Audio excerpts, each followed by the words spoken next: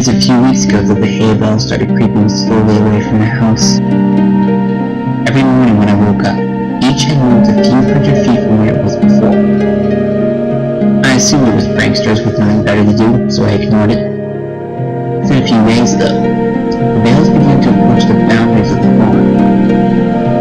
I was tired of the whole game by then, and decided to move them back. It took a tedious hour to bring them all from where they were to where I would let a house again. By the time I was done, I was ready to snap the neck of whatever little pissant was deciding to screw with me. The next morning, I found each and every one of my horses messily decapitated. The smell was what woke me up. Each one was slumped over against the side of its stall. There were no signs of the heads. I spent the rest of the day cleaning up the mess and burying the remains. It was only when I was done that I noticed the bales of hay had all returned to their position from the day before, scattered far out into the fields. This time I left them where they were. That night I sat on my porch with a shotgun in my hand and a pot of coffee on the table beside me. I sat for hours, straining my eyes into the fields to catch a glimpse of who would ruin my hay bales. Finally I was beginning to nod off. I would have. Just as my eyes began to close, I heard a clamor and a rustling of trees from the nearby woods. I leaned forward, my heart racing with excitement. I was going to catch the bastard. Falling with my gun and fidgeting in my seat, waiting anxiously for whoever it was to get close enough to ambush. It was only when the thing got close enough for me to make out its silhouette in the dark that I was frozen still. The thing that crept into my field from the nearby woods didn't seem to notice me sitting there. It stopped, hunched and deliberate, through the field with the posture of a tiptoeing thief. If not for the fact that it must have towered to over 10 feet tall even in its crouched position, it might have seemed almost frail. The thinness of its arms and legs and the emaciated cave-in quality of its chest reminded me of a starving animal. Still, this thing was undeniably strong, and I watched it hoist up each bale into its arms with ease and set down carefully a while away, taking only a few strides to cover the distance. I watched it work, moving each bale thoughtfully. Every once in a while it would straighten up to look around the other bale position it felt before adjusting the movement with ever so slightly. Before it left, it looked towards the house. I felt its eyes sweep over me in the dark, but whether it saw me or not I couldn't tell. Then it turned silently and crept back the way it came, disappearing into the dark of the woods. It took me an hour before I had the courage to move at all. I went inside after a while, but didn't sleep that night. It was only when the sun rose that I dared step off my porch into the fields. The hay bales were where it left them. Strangely, it didn't move them as far as it had in previous days. They were approaching something invisible in the fields, and as I looked at them I realized I seemed to be marking some line. Indeed, as I walked the house, I saw the distinct circle that they had formed with me at the center. At first I thought the bales were just being haphazardly moved away from the house, but now I could see that they were instead being moved towards some boundary. The thing was sending me a message.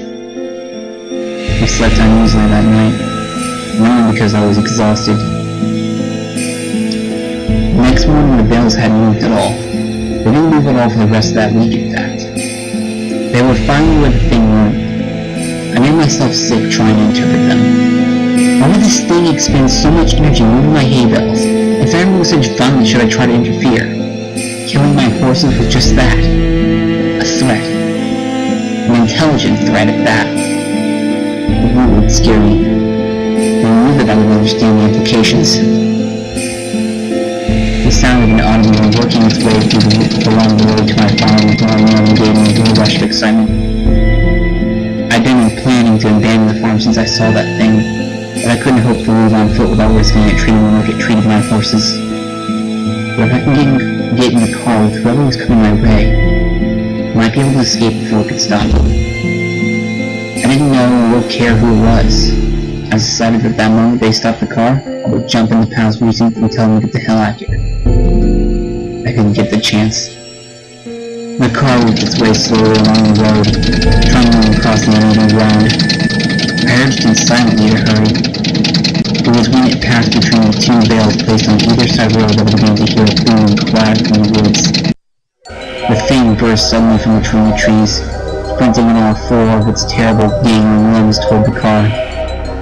Within a few seconds it was there, pouncing on the automobile like a predatory cat. Within moments it was picking and peeling the vehicle's still frame apart, working to get at the driver.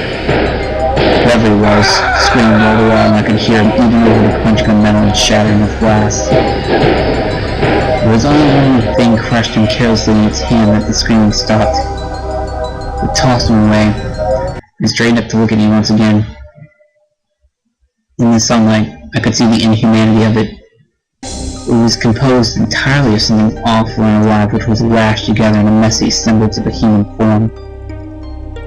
Whatever it was made of looked so polished and hard, that if it weren't for the minute webbing of the stuff, I think it would have made of granite.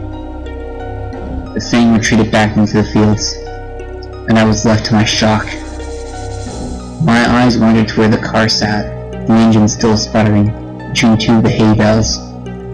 Suddenly, I understood. The message was clear. I am this thing's captive, and I'm not allowed visitors.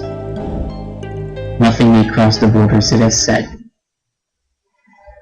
I'm trapped here, by the thing that stalks the fields. And it demands nothing except that I never leave.